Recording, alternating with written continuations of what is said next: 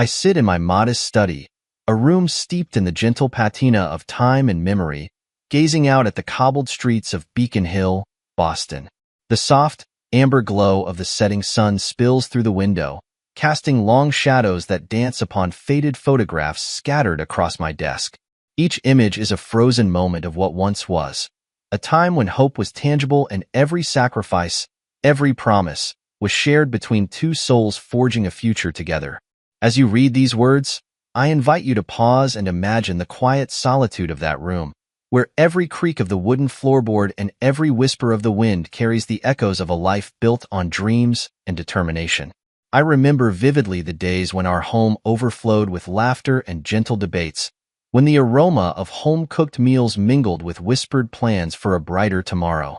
My wife, whose compassion illuminated even the bleakest corners of the hospital corridors, was the heart of our shared existence. Together, we built dreams brick by brick, each one laid with the utmost care, every moment a testament to the sacrifices we were willing to endure for one another. Yet, beneath the warmth of those memories lay a shadow, a subtle, unspoken rivalry that had always simmered in the background. It was a rivalry not born of malice, but of circumstance and longing, for my own brother had, from the beginning, yearned for the kind of recognition that our partnership naturally bestowed upon my wife and me. As I run my fingers over a particularly worn photograph, a candid shot of a summer afternoon when everything seemed possible, I can almost hear the faint laughter of happier times. There is a bittersweet quality to these reflections, a palpable tension between the beauty of what was and the harsh truths that time would eventually force me to confront. I often wonder, as you might, how one can hold on to memories that are both a source of solace and a reminder of loss. The room around me, filled with relics of a bygone era, speaks in silent testimonies of love and betrayal, of hope nurtured and dreams shattered. In that quiet study, I sometimes find myself lost in the labyrinth of my thoughts, questioning every moment, every decision. How did we come to this point, where the foundations of trust seem as fragile as the yellowed edges of these photographs? It is in these moments of introspection that I acknowledge the dual nature of our past, one that sparkles with promise yet is tarnished by the residue of unmet expectations. Even as I dwell on the good times, I cannot escape the reality that not all that glitters is gold, and not every promise remains unbroken. I recall the countless nights we spent side by side, our whispered conversations over steaming cups of coffee a testament to our shared determination to overcome any obstacle. Each promise we made was imbued with a quiet intensity, a belief that our mutual sacrifices would one day yield the kind of future we dared to imagine. And yet, even as I cherish those memories, I am painfully aware that there was always another presence lurking at the edges, a silent spectator whose envy and ambition threatened to erode the very foundation of our union. My brother, whose eyes often betrayed his longing for the light that shone on us, seemed to view every tender moment as a reminder of the accolades that had forever eluded him. As you journey with me through these recollections, consider the complexity of human relationships, how love can coexist with rivalry, how hope can be interwoven with the threads of betrayal. The photographs in my hand are more than mere images. They are fragments of a life that was both beautiful and painful. They serve as a mirror to a time when every laugh, every tear, was a promise of a future that, at one point, felt so real. But as the colors of the day fade into the melancholy blues of twilight, I am left to grapple with the question: is it possible to reconcile the joy of those memories with the sting of betrayal that loomed just beyond the edges of our shared dreams? In the stillness of that study, I allow myself to be vulnerable, to acknowledge the full spectrum of my emotions. There is an undeniable ache in remembering the moments when everything was pure and untainted by ambition or envy, a time when our sacrifices were celebrated as acts of love, rather than viewed through the lens of competition and unfulfilled desires. And yet, as the night deepens and the city outside hums with life, I cannot help but wonder if the past is merely a collection of echoes, each one a reminder that the road to happiness is often paved with both light and shadow. This study, with its worn-out armchair and the soft hum of an old clock, has become my sanctuary and my prison. a place where I can relive the moments of triumph and despair alike. It is here that I confront the duality of my existence, where the beauty of a once happy home collides with the harsh reality of a family divided by unspoken rivalries and unmet expectations. As you read these lines, I hope you can feel the weight of those memories, the bittersweet taste of a life that was once filled with promise, yet marred by the seeds of betrayal that had been sown long before I even realized their presence. Now, as I set aside the photographs and lean back in my chair, I am left with a mosaic of fragmented memories, a tapestry woven with threads of joy and sorrow, hope and regret. In the silence of that moment, I understand that my journey is one of constant reflection, a ceaseless quest to reclaim the parts of myself that were lost in the shifting sands of time. And though the shadows of yesterday linger, there is a flicker of determination in my heart, a promise that even in the face of overwhelming loss, the strength to rebuild and to forgive can eventually emerge from the darkness. I find myself transported back to the countless nights spent at Boston Memorial Hospital, where the relentless hum of life and the ceaseless march of time underscored every decision we made. In those moments, I was more than just a husband. I was a silent sentinel standing by the side of a woman whose compassion knew no bounds. As you imagine these scenes, picture a bustling hospital corridor, its fluorescent lights flickering over faces etched with exhaustion and hope. I navigated that world with a singular purpose, to support the dreams of the woman I loved, even as the weight of responsibility threatened to crush me. Every evening after long shifts, as the city's pulse slowed and the night deepened, we would retreat to our humble apartment, a sanctuary where whispered promises over lukewarm coffee and the soft clink of teaspoons against porcelain cups became our ritual. In those quiet moments, our hearts would speak of loyalty and sacrifice, affirmations of a future we believed was secure. I recall Olivia's gentle smile, the kind that could ease the tension of the hardest day, and the way her eyes shone with a determination that belied the fatigue etched on her face. Her words were often soft but carried the conviction of someone who had dedicated her life to healing others. And in that warmth, I found my own strength, drawing courage from the love we shared. The nights were long, and the challenges manifold. I juggled multiple jobs, each one a piece of a puzzle that, when assembled, promised a better life for us both. Every dollar earned, every extra hour worked, was a silent vow to see her dreams come true. Yet, even as I labored under the pressure of financial strain and relentless exhaustion, there was a profound beauty in the simplicity of our shared moments. I remember sitting at our tiny kitchen table, the only piece of furniture that still held a semblance of home, and discussing our plans for a future filled with hope and promise. There was an intimacy in those discussions, a vulnerability that bound us together, even as life's challenges loomed large. I want you to feel the intensity of those evenings with me, the way the cool night air would seep through our window, carrying with it the distant sounds of a city that never truly slept, and yet, in our small haven, time seemed to slow. In that suspended moment, every whispered promise, every gentle reassurance, was a thread in the tapestry of our love. I recall how, despite the exhaustion that weighed heavily on my body, the thought of Olivia's unwavering faith in us would ignite a spark within me, a determination that I clung to like a lifeline. Those moments were not just about survival. They were about the quiet triumph of love in the face of overwhelming odds. Yet, even as I poured my energy into building a future for us, subtle fissures began to form in the foundation of our family.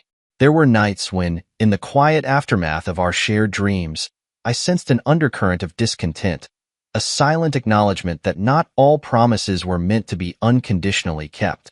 The strains of juggling responsibilities, of stretching ourselves thin in the pursuit of an ever-elusive ideal, began to etch themselves into the fabric of our lives.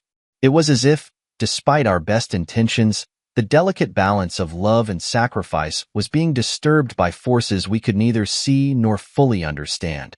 In the midst of those challenging days, I often found solace in the act of writing letters to an imaginary future, a future where the hardships of the present were but distant memories and the light of fulfillment shone brightly on all our endeavors.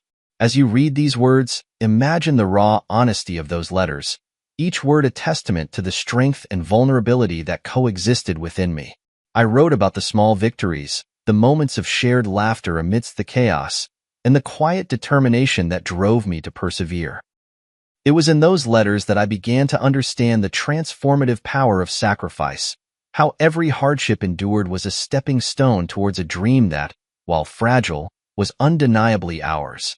There were days when I questioned if our sacrifices would ever be enough, if the endless nights and the constant struggle would yield the happiness we so desperately sought. And yet, each time I looked into Olivia's eyes, those eyes that held so much promise, I was reminded that our journey was not defined solely by the challenges we faced, but by the unwavering commitment we had made to each other. In our quiet moments, as the world outside raged on in its relentless pace, there was a sense of calm certainty that no matter how dark the night became, the dawn would eventually break. I remember the way the city would come alive in the early hours, its pulse quickening with the promise of a new day. There was a strange beauty in those mornings, a sense of renewal that mirrored our own quiet resilience. The trials of the past seemed to fade into the background as the light of day revealed a horizon filled with possibility. It was in these moments of quiet reflection that I began to realize that the sacrifices we made were not in vain, that every drop of sweat, every moment of doubt, was part of a larger narrative of love, hope, and redemption. Yet, beneath the surface of these cherished memories, I was unaware that the seeds of betrayal were being sown, a betrayal that would later unravel the very fabric of our shared dreams. For now, all that mattered was the promise of tomorrow, the belief that our loyalty and hard work would fortify our future against any storm. I invite you, dear reader, to walk with me through these tender moments, to feel the weight of every sacrifice and the warmth of every whispered promise, and to understand that sometimes, even in the midst of profound dedication, life harbors secrets that can alter the course of our destinies. I will never forget the day when the unthinkable happened, a day that shattered my carefully constructed world in an instant and forced me to confront a truth I had long feared but never truly expected. It began as a seemingly ordinary afternoon, one where I intended to catch up on routine correspondence and perhaps reminisce over a few cherished photographs. But as I scrolled through the digital messages on a device left carelessly on the desk, my heart began to race, and a cold, sinking feeling crept over me like a shroud. There, hidden among benign texts and mundane updates, was evidence so damning it felt as though the ground beneath me had given way entirely. I discovered messages, innocent at first glance but filled with undertones of intimacy and secrecy, exchanged between my beloved and my own flesh and blood. Each message was a jagged shard of betrayal that cut deeper than any wound I had ever known. As I pored over the compromising photographs and carefully worded texts, the truth crystallized before my eyes. My wife had been courting my brother, a betrayal that was as painful as it was impossible to fathom. In that heart-wrenching moment, I felt as though every dream, every hope, that we had nurtured together was crumbling into dust, leaving behind nothing but the stark, unyielding reality of deception. I want you to share in that moment with me, to feel the shock and the numbness that overtook my senses as the full weight of the betrayal settled in. It was as if the room itself had grown colder, the familiar comfort of my study now transformed into a prison of memories and regrets. I tried desperately to cling to some semblance of the life we had built together, to the promises whispered in the still of the night over cups of coffee that once held the promise of a shared future. But each memory was now inextricably linked to the sting of betrayal, a cruel irony that turned every recollection into a painful reminder of my isolation. I questioned every moment of tenderness, every word of reassurance that had once filled our nights with hope. Was it all a carefully constructed illusion, a web of deceit spun by someone I had loved and trusted beyond measure? The discovery left me reeling, my mind a whirlwind of conflicting emotions that I struggled to reconcile. I recall the sensation of isolation that enveloped me, the world around me growing unbearably silent as I grappled with the enormity of my pain. It was a silence so profound that even the ticking of the clock seemed to echo the relentless passage of time, each second a reminder that the future I had once envisioned was now irretrievably lost.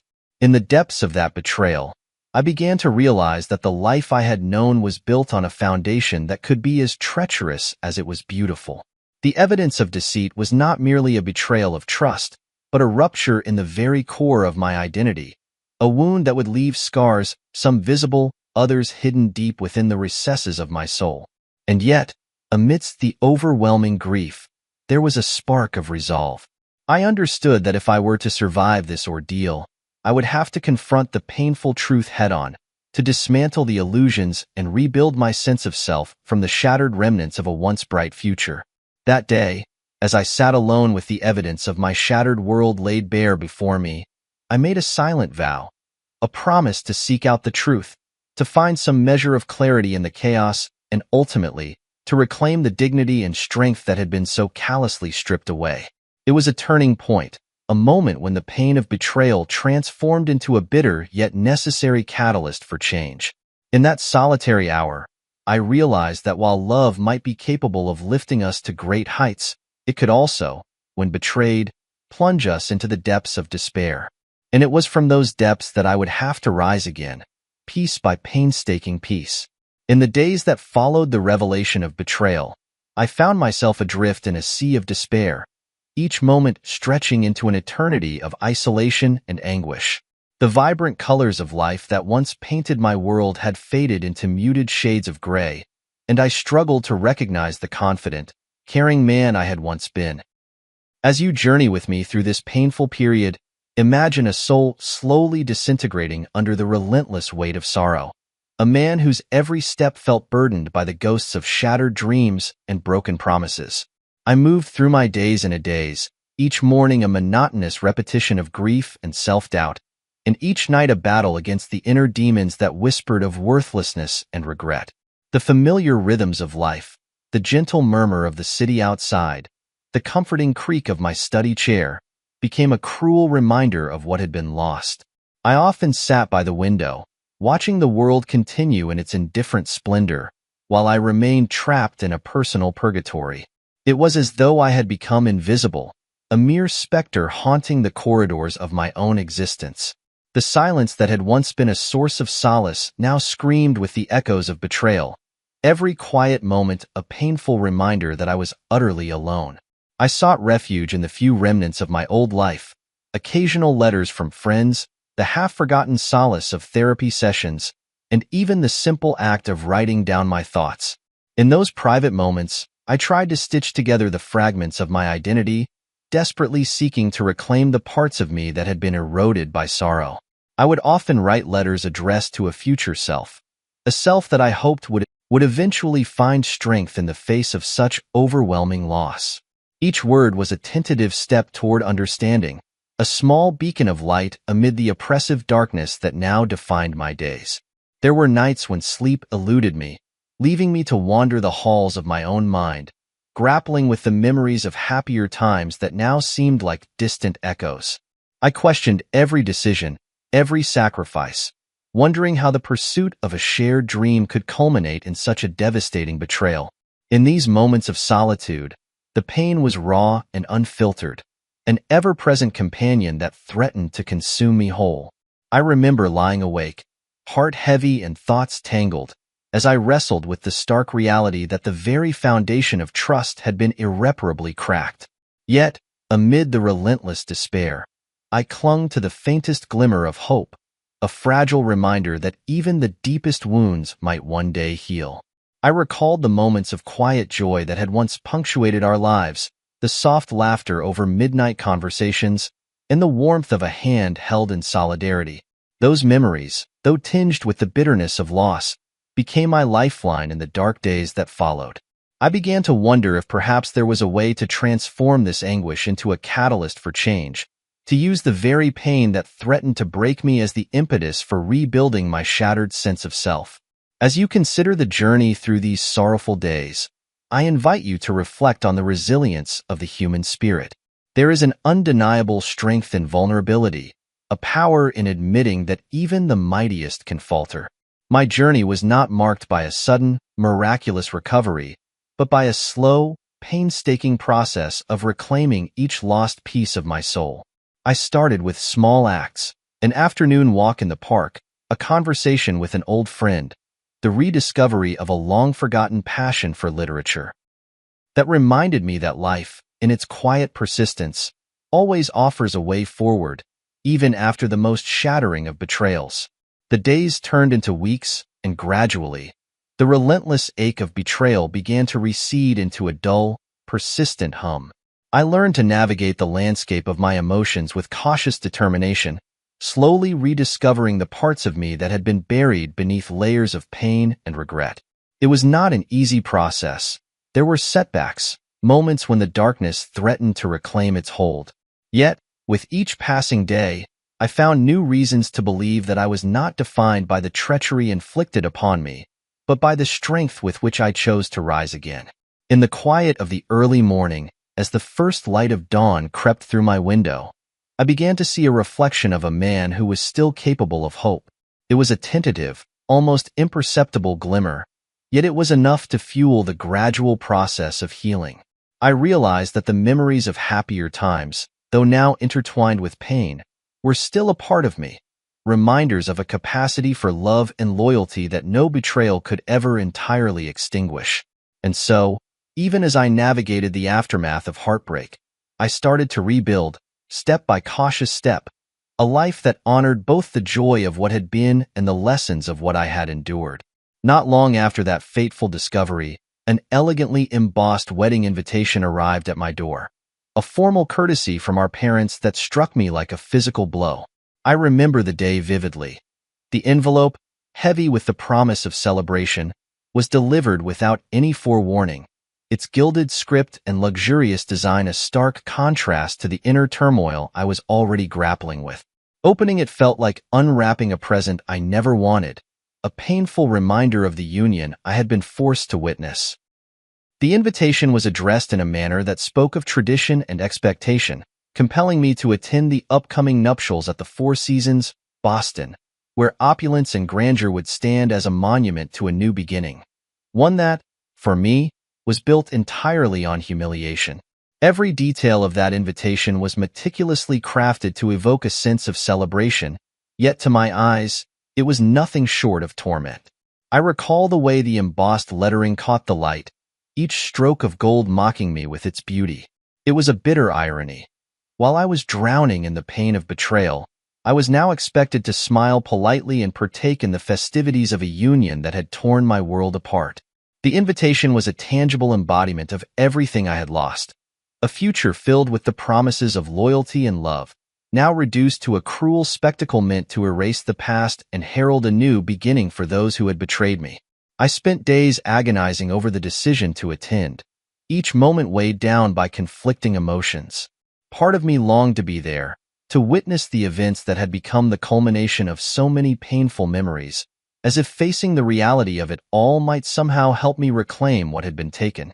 Yet another part recoiled at the thought of stepping into that grand venue, where every smile, every toast, would serve as a stark reminder of my own humiliation. It felt as if the invitation was a gauntlet thrown at my feet, a challenge I had no choice but to confront, even if it meant reliving the worst moments of my life in front of a crowd of unsuspecting strangers. I recall the day I finally decided to respond. The act of sending back my RSVP was a small, defiant gesture against the tide of humiliation that threatened to overwhelm me. It was an acknowledgement that, while I was forced to be present, I would not allow myself to be reduced to the role of a broken, invisible bystander. I resolved, in that moment, to face the gathering with the dignity I had long since thought lost, even if every step toward the venue felt like a march through a gauntlet of memories and resentments. As you imagine this internal struggle, picture a man torn between the desire to hide away from a world that had betrayed him and the need to stand tall, to reclaim even a small piece of the pride he once knew. In the days leading up to the wedding, every moment was punctuated by anxiety and reluctant acceptance.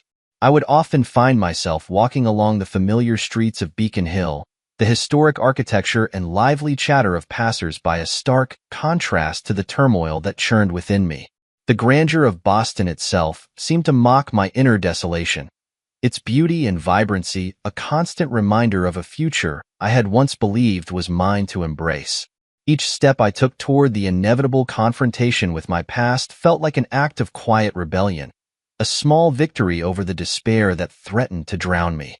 As the day of the wedding approached, I meticulously prepared myself for what lay ahead.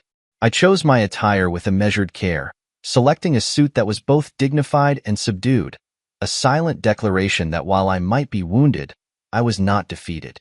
Standing in front of the mirror, I practiced expressions that I hoped would mask the pain swirling behind my eyes, all the while silently vowing that I would not allow the cruelty of others to define the remainder of my story. The invitation, with its gilded promises of a grand celebration, had inadvertently become a catalyst, a harsh reminder that sometimes the path to reclaiming one's dignity must be paved with the stones of adversity. In that moment of reluctant acceptance, I also found a strange kind of empowerment. The unwelcome invitation forced me to confront the painful truth of my new reality, to acknowledge that while the world around me might be celebrating the union of those who had betrayed me, I was still here, still capable of rising above the humiliation and forging a path forward. And so, as I prepared to step into the opulent halls of the Four Seasons, I did so with a heavy heart, but also with a resolve that was slowly, imperceptibly, taking shape.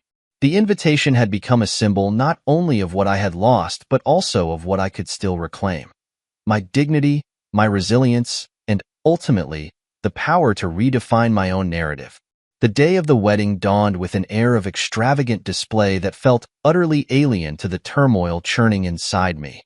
I entered the grand ballroom at the Four Seasons, a venue where every detail, from the sparkling chandeliers to the meticulously arranged floral displays, seemed designed to evoke a sense of timeless opulence and joy.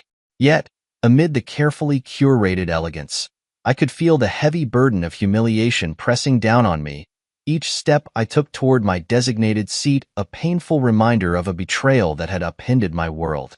I remember the mingling of guests, their laughter and casual banter a stark contrast to the storm of emotions roiling inside me. Every whispered conversation and subtle glance felt like a coordinated effort to erase the painful past and celebrate a future that was, for me, nothing more than a cruel mockery. Then, as the ceremony reached its peak, the moment arrived that would forever be etched into my memory, a moment when both the veneer of sophistication and the sanctity of the event were shattered by words that cut deeper than any physical wound.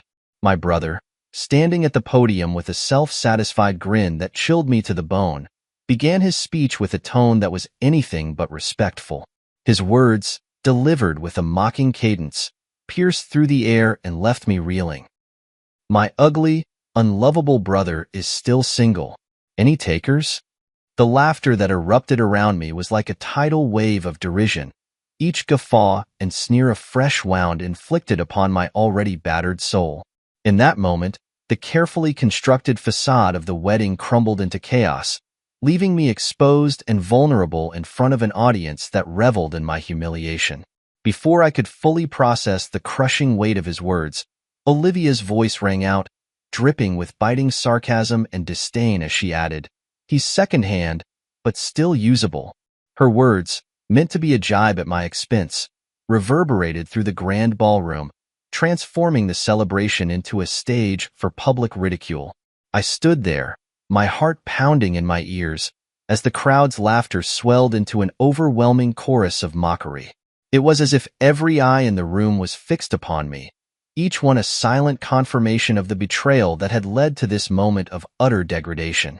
I felt as if time itself had slowed, each second stretching out into an eternity of humiliation.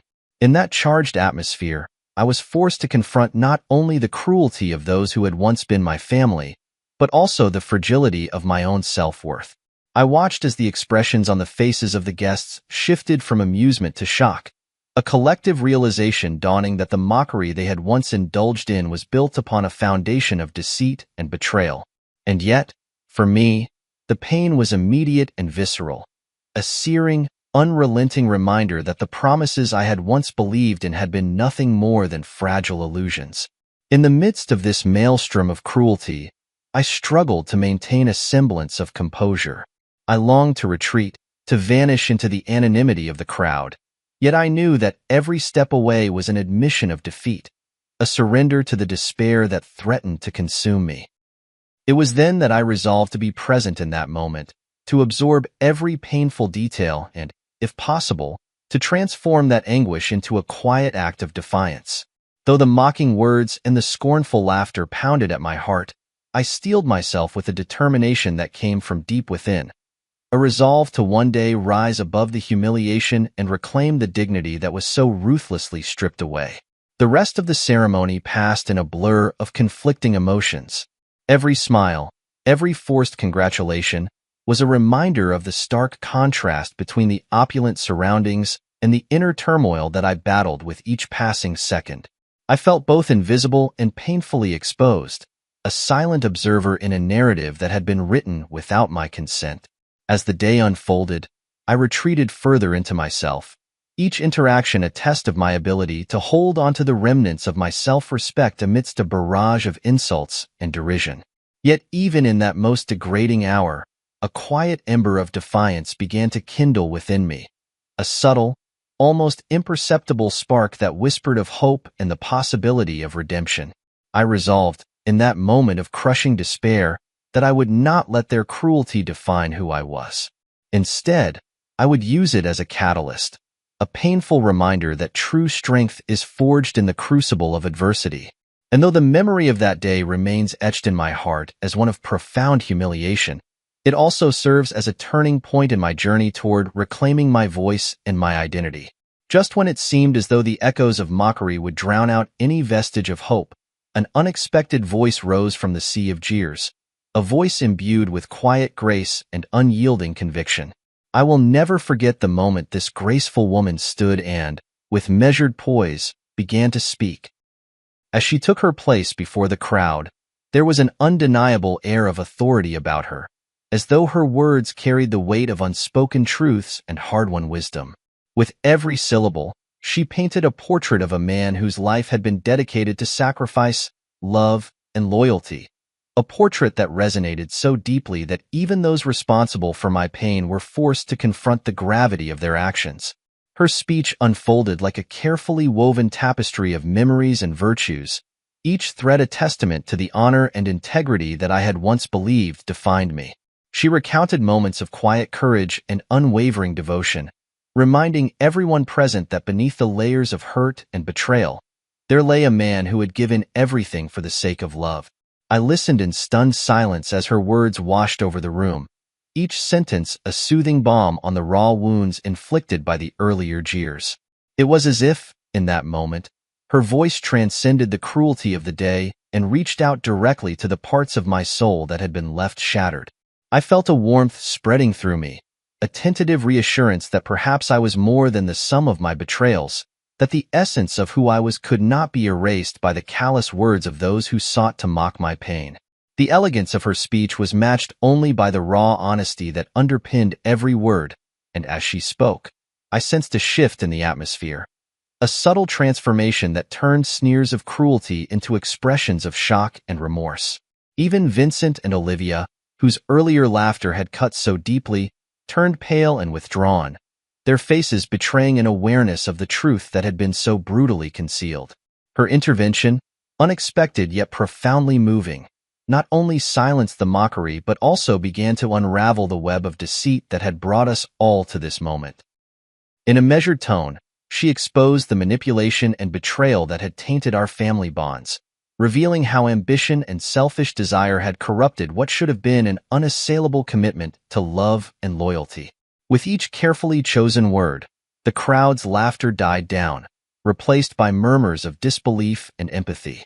In that instant, I felt as though the scales of injustice were beginning to tip in my favor, a small measure of vindication in a world that had so callously betrayed me. I urge you, as you read these words, to consider the transformative power of a single voice, a voice that, when used with compassion and conviction, can challenge the status quo and begin the long process of healing. That graceful woman's speech became a turning point in the narrative of that day, a moment when the cruelty of public mockery was met with an unyielding reminder of what true honor looks like. In her words, I found not just solace, but a renewed sense of identity, a reminder that I was not defined by the betrayals I had endured, but by the resilience and strength that lay dormant within me, waiting to be reclaimed. In the wake of that unexpected intervention, the carefully constructed veneer of the wedding began to crumble, revealing the raw underbelly of deceit that had tainted every moment. With the clarity that only a crisis can bring, the truth was gradually unveiled, piece by painful piece, as the elegant speech served as a catalyst for exposing the manipulations that had undermined our family's trust. The crowd, once ensnared in the delirium of extravagant celebration, now turned its attention to the dark realities that had been hidden beneath layers of charm and pretense. I watched as whispers of disbelief and murmurs of indignation spread through the gathered throng, each hushed conversation a testament to the unraveling of a carefully maintained facade. It was in that charged atmosphere that the extent of the betrayal became indisputable. A web of lies spun by ambition and selfish desire, with my brother at its very center. Every carefully concealed message, every furtive glance, was laid bare before an audience that was no longer content to indulge in polite pretense. With every word spoken, the true nature of the union was revealed, exposing not just a personal betrayal, but a fundamental violation of the sacred bonds of family and trust. Even as the revelations washed over me, mingling with the lingering pain of humiliation, I could sense that this was the beginning of a reckoning, a moment when justice, however imperfect, was finally making its presence known. In that moment of collective awakening, I felt a strange mixture of vindication and sorrow. Vindication, because the truth was emerging from the shadows to reclaim its rightful place in the light, and sorrow, because the cost of that truth was the irrevocable loss of the illusions I had once held dear. I found myself grappling with conflicting emotions, an overwhelming desire for retribution mingled with the deep-seated need for healing. Yet, amidst the swirling chaos, there was a clarity that began to take root. The recognition that the path to redemption lay not in further vengeance, but in the slow, deliberate process of reclaiming my own identity and dignity. The revelations of that day have remained etched in my memory, a stark reminder that the bonds of kinship, when tainted by deceit, can unravel in the most public and painful of ways. And yet, as I witnessed the transformation of a jubilant celebration into a forum of truth and accountability, I also felt the first stirrings of hope, a hope that, in the wake of betrayal, there could be a path toward healing and renewal. The journey would be long and fraught with challenges, but for the first time in what felt like an eternity, I sensed that I was not utterly alone in my suffering. The unexpected voice that had risen above the clamor of mockery had shown me that even in the depths of despair, the seeds of recovery could be sown. In the aftermath of that fateful day, when the veneer of deceit was stripped away and the truth, however painful, was laid bare, I found myself standing at the threshold of a new chapter in my life. The road ahead was steeped in uncertainty, yet I was determined to pick up the pieces of a shattered existence and rebuild a life that was defined not by betrayal, but by resilience and hope. I began reaching out to old friends and colleagues, seeking solace in their familiar faces and the shared memories of a time when trust had not been so easily broken. Each conversation, every supportive gesture, served as a small stepping stone toward reclaiming the fragments of my identity that had been lost in the storm of humiliation and despair. I immersed myself in the process of healing, attending therapy sessions where I could finally articulate the pain that had long festered in the silence of my heart. In those sessions, I learned that while the scars of betrayal might never fully disappear, they could serve as reminders of the strength I had mustered in the face of adversity. I began to rediscover old passions, reading, writing, even the simple act of walking through the historic streets of Boston with a sense of cautious curiosity. Each of these endeavors a small act of defiance against the darkness that had once threatened to engulf me. With each day that passed, the painful memories began to recede, replaced by a slow but steady renewal of self-worth. I started to engage with the world again, learning to appreciate the quiet moments of beauty that life still offered despite the lingering remnants of past hurt. The journey was neither linear nor easy. There were days when the weight of betrayal felt almost unbearable, when the echoes of that tragic day reverberated through every corner of my being. Yet, with each setback, I found myself slowly emerging from the shadows, reclaiming a piece of the man I once was and envisioning the person I could become. Friends and colleagues, whose empathy and unwavering support became a lifeline, reminded me that my worth was not defined by the cruelty of others, but by the inner strength I had cultivated in the face of adversity. I began to document my journey, pouring my thoughts and feelings onto paper as a testament to the transformative power of resilience.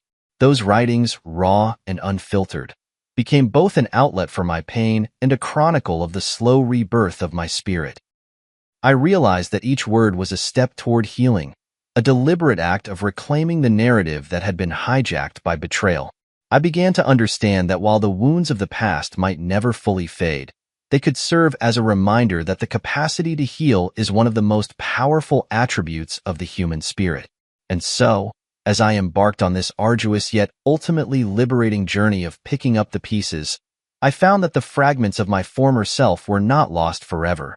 They were waiting to be reassembled into a mosaic that was even more resilient than before. I began to see that every trial, every moment of despair, was part of a larger story, one that, despite its many scars, held the promise of renewal and transformation. Over time, I discovered that the deep pain of betrayal could be transformed into a source of strength, a strength that emanated from the depths of my soul and found expression in the act of reclaiming my voice. I began to speak at support groups and share my journey with others who had known similar heartbreak, finding that each shared story was a bridge between isolated souls seeking connection and understanding. In those moments of vulnerability, I realized that my pain, once a secret burden, had the potential to serve as a guiding light for others navigating their own dark paths. Every public speaking engagement, every written word, was an act of defiance against the cruelty that had sought to define me. I began writing about my experiences, each page a raw, unvarnished account of the journey from betrayal to empowerment.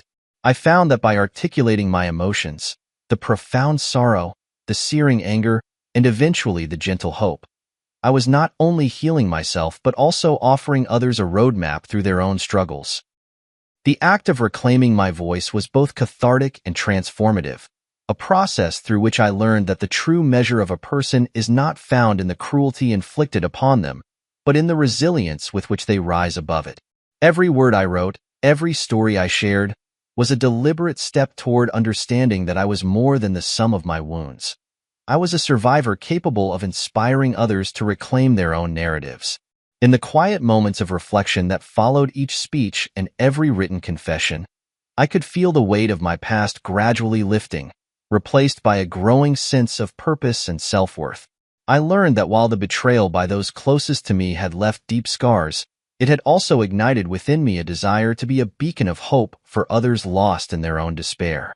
My newfound purpose became the foundation upon which I rebuilt my identity, a steady, guiding light that illuminated even the darkest corners of my journey. With every shared experience, I discovered that there was strength in vulnerability and that the power of empathy could transform even the most devastating betrayal into an opportunity for personal growth and connection. I began to understand that reclaiming my voice was not just about overcoming the past. It was about forging a future defined by integrity, compassion, and the unyielding belief that every challenge, no matter how painful, carried within it the seed of transformation. The unexpected speech at that wedding, delivered by a compassionate stranger, had become the catalyst for my metamorphosis, a moment when the cruel judgments of the past were transmuted into a promise of a brighter, more authentic future. And so, with every word spoken and every story shared, I found myself stepping further away from the shadows of betrayal and into the light of self-reclamation. Now, as I stand at the threshold of a future that is no longer defined by the bitter taste of betrayal, but by the promise of renewal, I look ahead with cautious optimism and a heart that has learned the true meaning of resilience. The painful echoes of that fateful day, though still present in the recesses of my mind, have softened into lessons of forgiveness, self-worth, and the enduring power of the human spirit. I have come to understand that love and honor are not fleeting constructs to be mocked or stolen. They are the hard-earned rewards of a life lived with integrity, even in the face of the most profound adversity. In quiet moments of reflection, I now see a path illuminated by hope, where genuine relationships and a new sense of purpose await. The journey from betrayal to empowerment was neither linear nor simple, but it has reshaped me into a person capable of both deep empathy and unwavering strength. I have learned that while the scars of the past remain as silent reminders of what I endured, they no longer dictate the course of my life. Instead, they serve as a testament to the transformative power of overcoming hardship, a reminder that from the rubble of betrayal, something resilient and enduring can be built. Every day, I choose to embrace the future with the knowledge that my worth is not measured by the cruelty of others, but by the courage with which I face each new challenge. I have found solace in the connections I have forged along the way, friends, colleagues, and even strangers who have shared their own stories of pain and recovery. In those shared moments of vulnerability, I see a collective strength that transcends individual heartbreak, a community bound together by the belief that even the deepest wounds can eventually give rise to healing.